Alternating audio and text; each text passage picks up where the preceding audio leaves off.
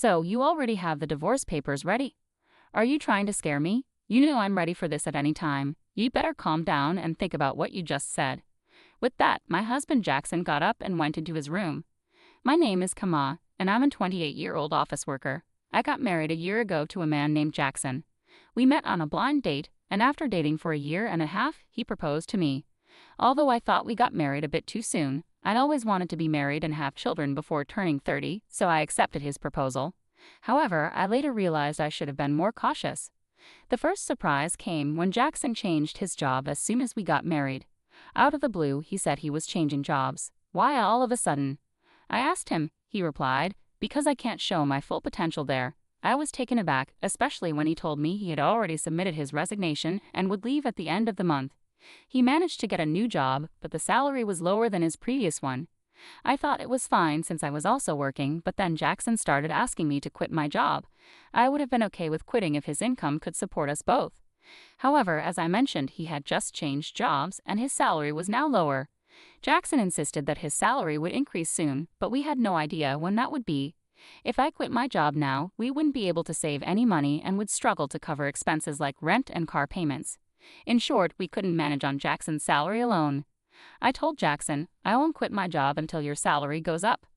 Jackson seemed to agree, but he kept asking me to quit. Every time I gave him the same answer. Now we've been married for a year and Jackson's salary still hasn't increased. He keeps asking, when are you going to quit? I'm tempted to sarcastically say, now, and then tell him I'm just kidding because I can't quit yet. If he wants me to quit so badly, he should earn more money. I feel like he should focus on his work instead of persistently asking me to quit. I wondered why Jackson wants me to quit my job so badly, and I finally figured it out. It seems Jackson wants me to take care of his mother, Helen. Whenever we visited my in-laws' house, Jackson would say to Helen, I just want to make things easier for you, Mom.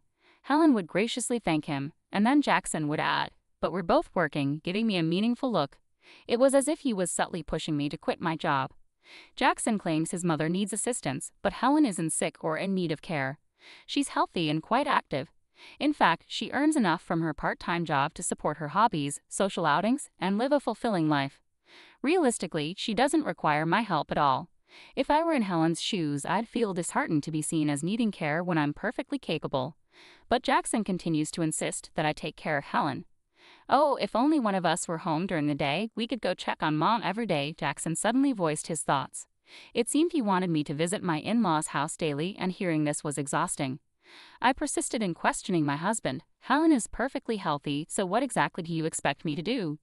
Jackson responded matter-of-factly, there are plenty of things you could do. You could help with housework or run errands. There's a lot to assist her with.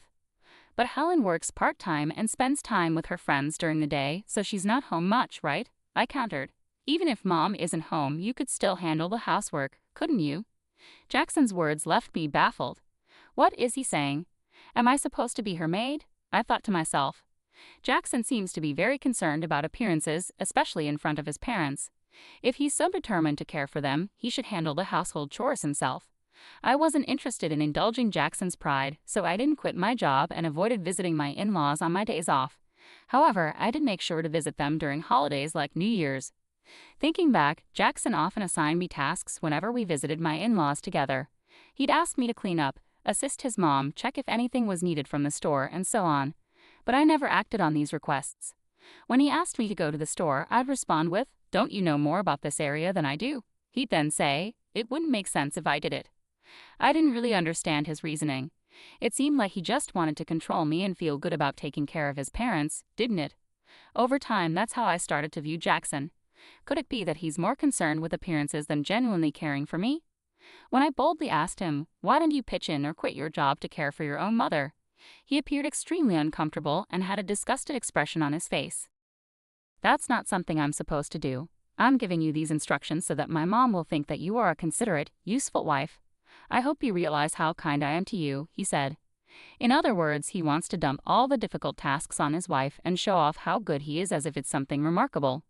Well, I'm not his servant or slave, and I don't deserve to be treated disrespectfully in front of my in-laws. If Jackson continues making unreasonable demands, I won't stay silent. I'll stand up for myself.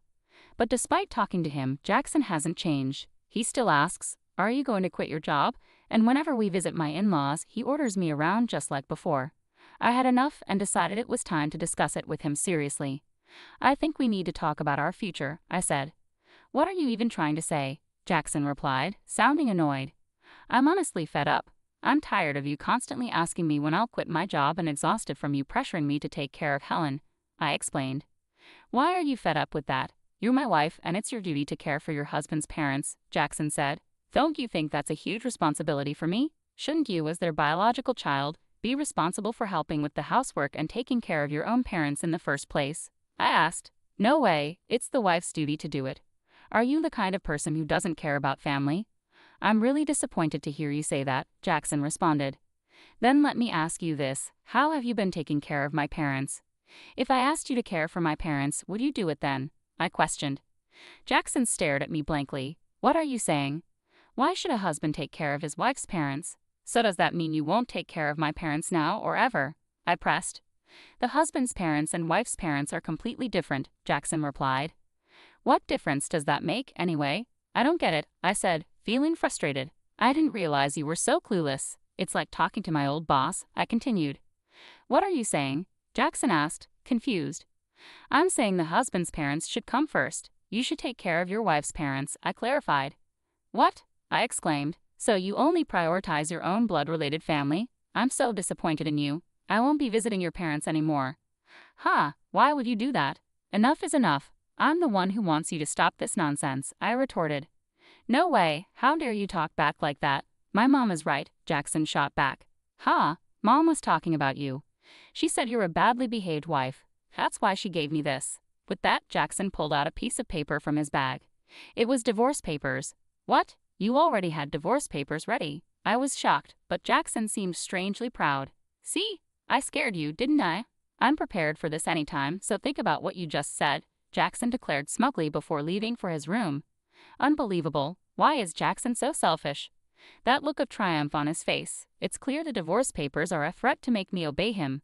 The fact that Helen was involved made me even more suspicious. Jackson is acting like a puppet for his mom, trying to control me while following her orders. It's ridiculous. I won't let Jackson have his way. How can he not see our marriage is in trouble when he acts like this? His lack of understanding just annoys me more. Jackson had already completed the divorce papers and handed them to me with witnesses, including Helen and his friends. This meant I could sign and file them whenever I chose. The next day, after Jackson went to work, I filled out the divorce papers and submitted them to the city office. As a precaution, I also filed a notice of non-acceptance of the marriage certificate. I called my parents and explained the situation, knowing Jackson might threaten to file a marriage certificate on his own if he found out. My parents were shocked that I had already prepared the divorce papers but fully supported my decision. Outraged by Jackson's behavior, they offered to help me move my belongings immediately. Taking a leave from work, I had my parents come over and relocate all my things to their house while Jackson was away. I decided to stay with my parents for a while. It was the first time in a long time that I felt truly comfortable and at ease in their home. Reflecting back, Jackson never did his share of housework. I was the one cooking dinner after long work days and handling all the cleaning and laundry on my days off. On top of that, he expected me to care for his parents, which was impossible. That night, Jackson called me, probably just back from work. Hello? Hey, where are you right now? I'm at my parents' house. Oh, why would you go back there without my permission? And where's all your stuff? Don't tell me you're staying the night. I almost laughed. How could he think I was staying when I had taken most of my belongings with me? It showed his selfishness to even suggest that I move out of the house. I'm not coming back, I said firmly. What are you talking about? Come back here and make me some food. Make it yourself, I replied, ending the call. I couldn't discuss divorce with him if he continued to behave this way.